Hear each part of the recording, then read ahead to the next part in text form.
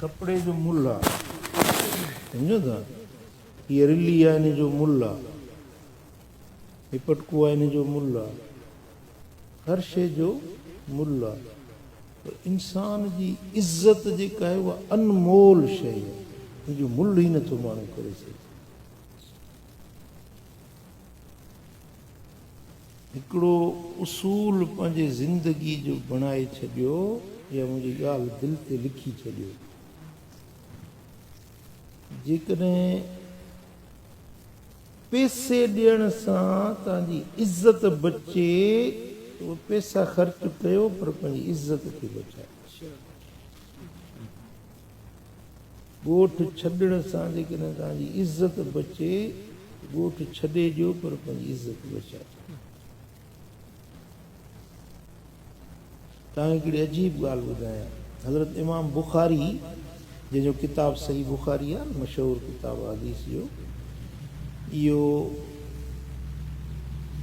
किथे वियो, को हुनजो मोतक़िद हो, को वॾो अमीर माण्हू हुयो, उन साईं खे नज़राने में 100 जूं अशरफियूं ॾिनियूं,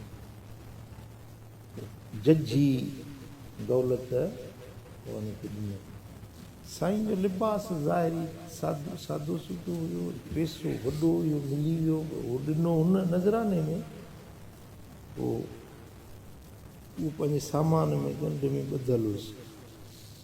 पाण ॿेड़ी में चढ़िया, सफ़र में वञनि पिया, ॿेड़ी में चढ़िया, हिकिड़ो को शोधो माण्हू वेठो उन ॿेड़ी में, उन ॾिसी वरिता उहे पैसा, सोन, ठीक ये मेरा जरा कपड़ा, इन वटि हेॾो हे लख रुपया आहिनि,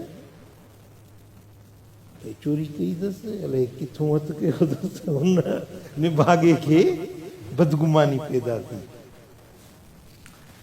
छो त साईं जी ज़ाहिरी हालत जेका हुई सा फ़क़ीराणी हुई, हुन निभागे इहो सोचियो त इहे पैसा इन खां इहो सोन मां फबाया। इन में ॿेड़ी हली विच समुंड में, उन वठी रड़ियूं कयूं, घोड़ाड़े घोड़ाड़े मुंहिंजा पैसा, हेतिरो सोन अशरफियूं मुंहिंजो चोरी थी वियो। भेण कीअं चोरी थी? जीअं हिते ॿेड़ी में मुंहिंजो रखियो हो, हितां केरु मुंहिंजो खणी वियो, खयो हूंदो त हिते ॿेड़ी में ई हूंदो, ॿियो को ॿाहिरियों माण्हू त कोन आयो आहे, ॿेड़ी में ई हूंदो, कंहिं पोइ ॻोल्हियूं था, तलाश कयूं था। इमाम बुखारी सम्झी वियो त हिन हरामी अटकल कई आहे, हाणे इहो मुंहिंजे सोन फबाइण जे लाइ। पर हाणे जेकॾहिं मां कसम खणां त भई मां पंहिंजो मुंहिंजी शइ आहे, मूं चोराई न आहे, मुंहिंजी पंहिंजी शइ आहे, त इल्ज़ाम त टरी वेंदो, पर दाग़ त लॻी वेंदो न। माण्हू चवंदा त हिन ते चोरी जो इल्ज़ाम लॻो, क़यामत ताईं इहो मूं ते दाग़ लॻी वेंदो। माण्हू ॻोल्हण लॻा ॿेड़ी वारा, तेसीं पासड़ो वठी नज़रुनि खां गुज़र गयो, उहा ॻंढड़ी खणी समुंड में उछलाए छॾियो, ओतिरो सोन उहो सॼो खणी समुंड में उछलाए छॾियो। पोइ ॻोल्हींदे ॻोल्हींदे आया, सभिनी जा सामान ॻोल्हींदे आया, सोन निकितो ई कोन, कंहिं वटि बि कोन निकितो। पोइ हुनखे थुक बुझो, हर कंहिं कयो, भेण हरामी तूं हर बुरो इल्ज़ाम थो हणी पियो, किथे आहे? जेकॾहिं हुजे हा त निकिरे हा न।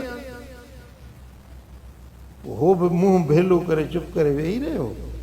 ॿेड़ी त हले पई सफ़र में, पोइ जेॾी महिल अॻिते हलिया त हज़रत इमाम बुखारी जे पासे में अची चई, ॻाल्हि त ॿुधा, पैसा हुया त सही, तो वठी कई ई कान्हे।